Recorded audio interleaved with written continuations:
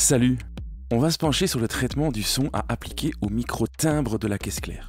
On va d'abord commencer par faire un test de polarité entre le micro du haut et le micro du bas pour voir s'ils sont bien en phase.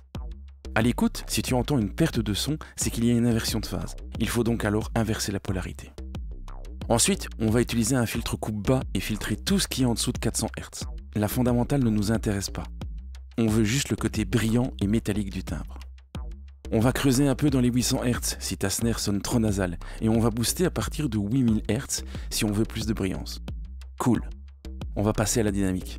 On va placer une gate sur la piste avec une attaque à 3 millisecondes et un release entre 100 et 150 millisecondes. Et on va faire en sorte de déclencher la gate en utilisant le signal du micro du haut.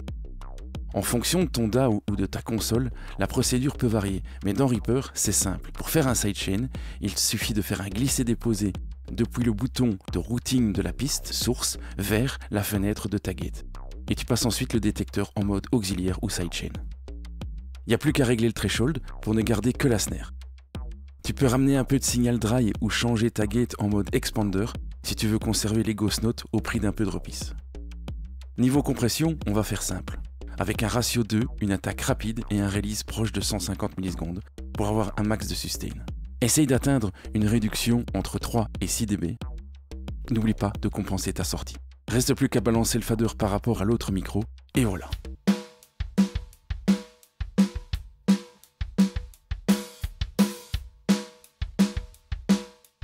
Si tu aimes ces vidéos, n'hésite pas à t'abonner, liker, partager et commenter. On se retrouve dans la prochaine.